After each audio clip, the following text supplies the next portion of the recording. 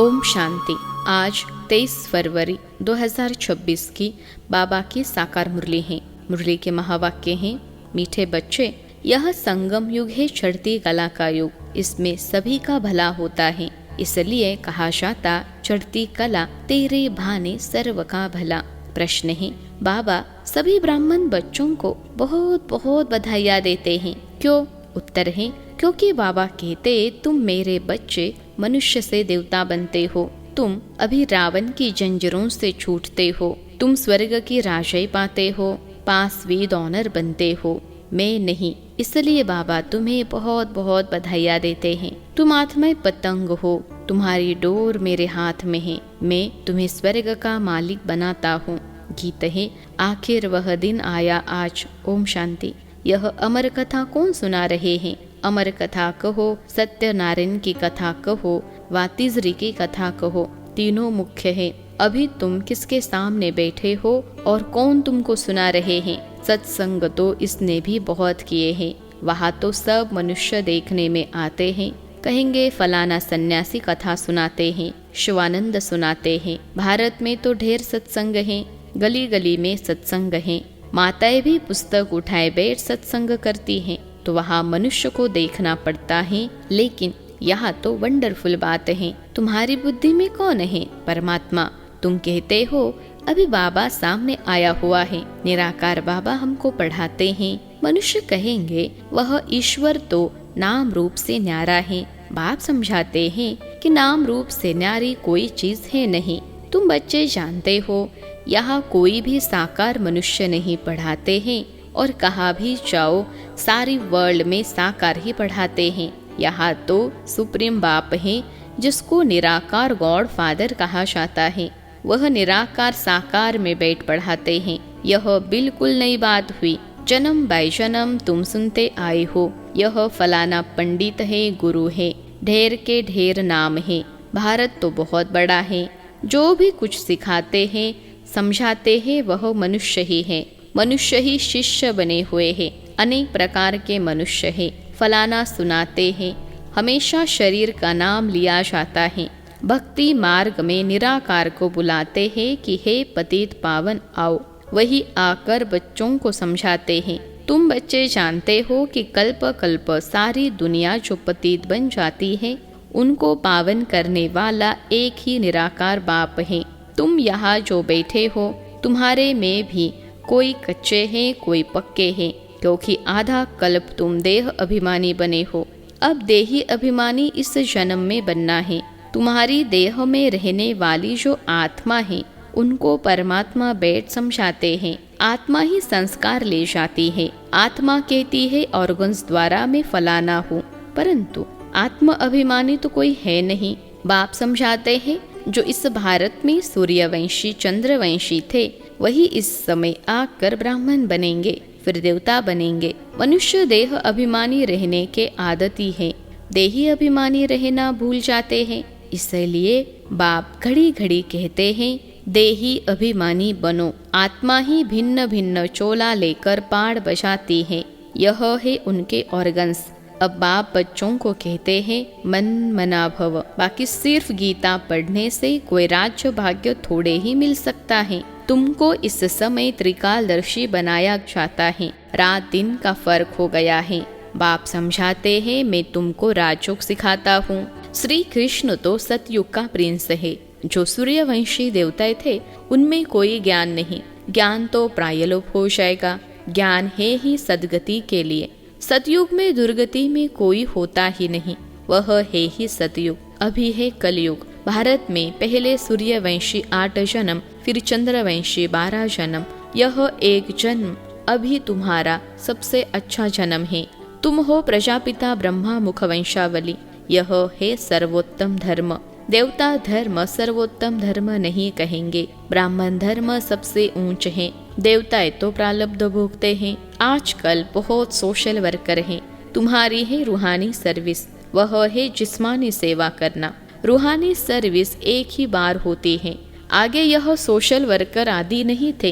राजा रानी राज्य करते थे। सतयुग में देवी देवता थे, तुम ही पूज्य थे, फिर पुजारी बने। लक्ष्मी नारायण द्वापर में जब वाम मार्ग में जाते हैं तो मंदिर बनाते हैं। पहले पहले शिव का बनाते हैं। वह है सर्व का सद्गति दाता, तो उनकी जरूर पूजा होनी चाहिए। शिव बाबा ने ही आत्माओं को निर्विकारी बनाया था ना। फिर होती है देवताओं की पूजा। तुम ही पूज्य थे फिर पुजारी बने। बाबा ने समझाया है, चक्र को याद करते रहो। सीढ़ी उतरते उतरते एकदम पट पर आकर पड़े हो। अब तुम्हारी चढ़ती कला है। कहते हैं चढ़ती कला तेरे भाने सर्व का भला। सारी दुनिया के मनुष्य मात्र की अब चढ़ती कला करता हूँ। पतित पावन आकर सबको पावन बनाते हैं। जब सतयुग था तो चढ़ती कला थी और बाकी सब आत्माएं मुक्ति धाम में थी। बाप बैठ समझाते हैं, मीठे मीठे बच्चों, मेरा जन्म भारत में ही होता है। शिव बाबा आया था, गाया हुआ है, अब फिर आया हुआ है। इसको कहा जाता है राजस्व अश्वमेध, अविनाशी रुद्र ज्ञान यज्ञ। स्वराज्य पाने के लिए यज्ञ रचा हुआ है। विघ्न भी पड़े थे, अब भी पड़ रहे हैं। माताओं पर अत्याचार होते हैं। कहते हैं बाबा हमको यह नंगन करते हैं, हमको यह छोड़ते नहीं हैं। बाबा हमारी रक्षा करो। दिखाते हैं द्रौपदी की रक्षा हुई। अभी तुम 21 जन्मों के लिए बेहद के बाप से वर्षा लेने आए हो। याद की यात्रा में रहकर अपने को पवित्र बनाते हो। फिर विकार में गए तो खलास, एकदम गिर पड़ेंगे। इसलिए बाप कहते हैं पवित्र जरूर रहना है। जो कल्प पहले बने थे वही पवित्रता की प्रतिज्ञा करेंगे। फिर कोई पवित्र रह सकते हैं, कोई नहीं रह सकते हैं। मुख्य बात है याद की। याद करेंगे, पवित्र रहेंगे और स्वदर्शन चक्र फिराते रहेंगे तो फिर ऊंच पद पाएंगे। विष्णु के 2 रूप राज्य करते हैं ना, परंतु विष्णु को जो शंख चक्र दे दिया है वह देवताओं को नहीं था, लक्ष्मी नारायण को भी नहीं था। विष्णु तो सूक्ष्म वतन में रहते हैं, उनको चक्र के नॉलेज की दरकार नहीं है। वहाँ मूवी चलती है। अभी तुम जानते हो कि हम शांति धाम के रहने वाले हैं। वह है निराकारी दुनिया। अब आत्मा क्या चीज है वह भी मनुष्य मात्र नहीं जानते। कह देते आत्मा सो परमात्मा। आत्मा के लिए कहते हैं एक चमकता हुआ सितारा है जो भ्रकुटी के बीच रहता है। इन आँखों से देख न सके, भल कोई कितनी भी कोशिश करे, शीशे आदि में बंद करके रखे कि देखे कि आत्मा निकलती कैसे है। कोशिश करते हैं परंतु किसको भी पता नहीं पड़ता है आत्मा क्या चीज है, कैसे निकलती है। बाकी इतना कहते हैं आत्मा स्टार मिसल है। दिव्य दृष्टि बिगर उसको देखा नहीं जाता। भक्ति मार्ग में बहुतों को साक्षात्कार होता है। लिखा हुआ है अर्जुन को साक्षात्कार हुआ, अखंड ज्योति है। अर्जुन ने कहा हम सहन नहीं कर सकते। बाप समझाते हैं इतना तेजोमय आदि कुछ है नहीं। जैसे आत्मा आकर शरीर में प्रवेश करती है पता थोड़े ही पड़ता है। अब तुम भी जानते हो कि बाबा कैसे प्रवेश कर बोलते हैं। आत्मा आकर बोलती है। यह भी ड्रामा में सारी नोंद है। इसमें कोई के ताकत की बात नहीं। आत्मा कोई शरीर छोड़ जाती नहीं है।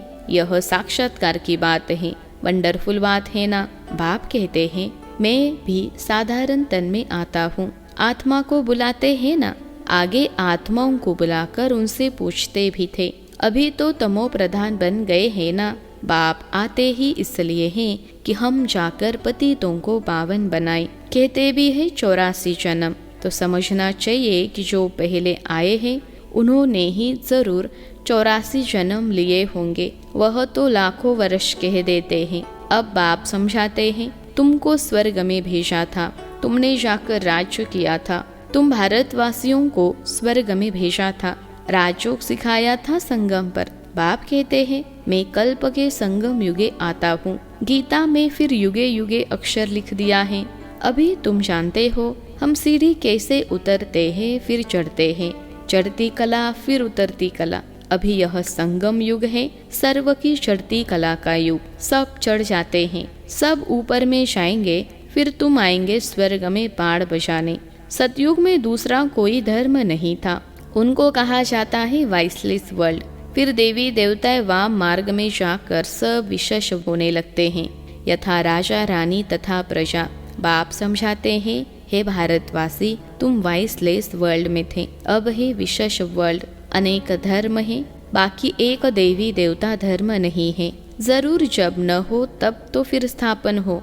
बाप कहते हैं, मैं ब्रह्मा द्वारा आकर आदि सनातन देवी देवता धर्म की स्थापना करता हूँ। यहाँ ही करेगा ना, सूक्ष्म वतन में तो नहीं करेंगे। लिखा हुआ है, ब्रह्मा द्वारा आदि सनातन देवी देवता धर्म की रचना रचते हैं। तुमको इस समय पावन नहीं कहेंगे, पावन बन रहे हैं। टाइम तो लगता है ना। पतित से पावन कैसे बने, यह कोई भी शास्त्रों में नहीं है। वास्तव में महिमा तो एक बाप की है। उस बाप को भूलने के कारण ही ऑर्फन बन पड़े हैं, लड़ते रहते हैं। फिर कहते हैं सब मिलकर एक कैसे हो, भाई भाई है ना।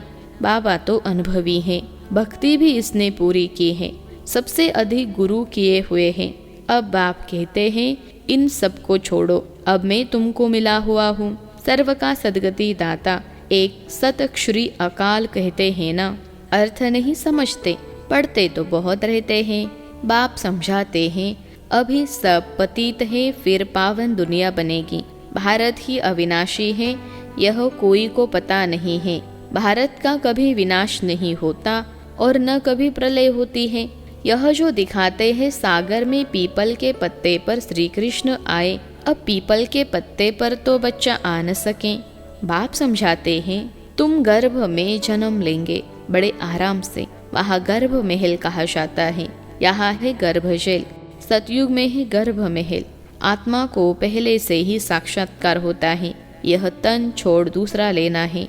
वहाँ आत्म अभिमानी रहते हैं। मनुष्य तो न रचयिता को न रचना के आदि मध्य अंत को जानते हैं। अभी तुम जानते हो बाप है ज्ञान का सागर, तुम मास्टर सागर हो। तुम यानी माताएं हो नदियाँ, और यह गोप है ज्ञान मान सरोवर। यह ज्ञान नदियाँ हैं, तुम हो सरोवर। प्रवृत्ति मार्ग चाहिए ना, तुम्हारा पवित्र गृहस्थ आश्रम था, अभी पतित है। बाप कहते हैं यह सदैव याद रखो कि हम आत्मा हैं। एक बाप को याद करना है। बाबा ने फरमान दिया है कोई भी देहधारी को याद न करो। इन आँखों से जो कुछ देखते हो वह सब खत्म हो जाना है। इसलिए बाप कहते हैं मन मना भव मध्याजी भव। इस कब्रिस्तान को भूलते जाओ। माया के तूफान तो बहुत आएंगे, इनसे डरना नहीं है। बहुत तूफान आएंगे, परंतु कर्मेंद्रियों से कर्म नहीं करना है। तूफान आते हैं तब जब तुम बाप को भूल जाते हो। यह याद की यात्रा एक ही बार होती है, वह है मृत्युलोक की यात्रा, अमर लोक की यात्रा यह है। तो अब बाप कहते हैं कोई भी देहधारी को याद न करो। बच्चे शिव जयंती की कितने तारे भेजते हैं। बाप कहते हैं तत्त्वम। तुम बच्चों को भी बाप बधाइयाँ देते हैं। वास्तव में तुमको बधाइयाँ हो, क्योंकि मनुष्य से देवता तुम बनते हो। फिर जो पास विद ऑनर होगा उनको शास्त्री मार्क्स और अच्छा नंबर मिलेगा। बाप तुमको बधाइयाँ देते हैं कि अब तुम रावण की जंजीरों से छूटते हो। सभी आत्माएं पतंगे हैं, सबकी रस्सी बाप के हाथ में है, वह सबको ले जाएंगे। सर्व के सदगति दाता है, परंतु तुम स्वर्ग की राजय पाने के लिए पुरुषार्थ कर रहे हो। अच्छा, मीठे मीठे सिखिलते बच्चों प्रति मात पिता बाप दादा का याद प्यार और गुड मॉर्निंग। रूहानी बाप की रूहानी बच्चों को नमस्ते। हम रूहानी बच्चों की सिखिलते मात पिता बाप दादा को याद प्यार, गुड मॉर्निंग और नमस्ते बाबा नमस्ते। धारणा के लिए मुख्य सार। पहली पॉइंट है पासविद ऑनर होने के लिए एक बाप को याद करना है, किसी भी देहधारी को नहीं। इन आँखों से जो दिखाई देता है उसे देखते भी नहीं देखना है। दूसरी पॉइंट है हम अमर लोक की यात्रा पर जा रहे हैं, इसलिए मृत्यु लोक का कुछ भी याद न रहे। इन कर्मेंद्रियों से कोई भी विकर्म न हो, यह ध्यान रखना है। आज का वरदान है अपने शिक्षा स्वरूप द्वारा शिक्षा देने वाले शिक्षा संपन्न योग्य शिक्षक भव। अपने शिक्षा स्वरूप द्वारा शिक्षा देने वाले शिक्षा संपन्न योग्य शिक्षक भव। विश्लेषण है योग्य शिक्षक उसे कहा जाता है जो अपने शिक्षा स्वरूप द्वारा शिक्षा दे। उनका स्वरूप ही शिक्षा संपन्न होगा। उनका देखना चलना भी किसी को शिक्षा देगा। जैसे साकार रूप में कदम कदम हर कर्म शिक्षक के रूप में प्रैक्टिकल में देखा, जिसको दूसरे शब्दों में चरित्र कहते हैं। किसी को वाणी द्वारा शिक्षा देना तो कॉमन बात है, लेकिन सभी अनुभव चाहते हैं, तो अपने श्रेष्ठ कर्म श्रेष्ठ संकल्प की शक्ति से अनुभव कराओ। आज का स्लोगन है, संकल्पों की सिद्धि प्राप्त करने के लिए आत्मशक्ति की उड़ान भरते चलो। संकल्पों की सिद्धि प्राप्त करने के लिए आत्मशक्ति की उड़ान भरते चलो। अव्यक्त इशारे एकता और विश्वास की विशेषता द्वारा सफलता संपन्न बनो। संगठन को एकता के सूत्र में पिरोने के लिए वाणी की शक्ति पर विशेष ध्यान दो। वाणी सदा निर्मल हो, कम बोलो, धीरे बोलो और मीठा बोलो। सम्मानजनक बोल ही बोलो। अभी तक साधारण बोल ज्यादा है, अलौकिक बोल हो, फरिश्तों के बोल हो, हर बोल मधुर हो। अभी इस बात पर अंडरलाइन करो, तब प्रत्यक्षता होगी। अच्छा, ओम शांति।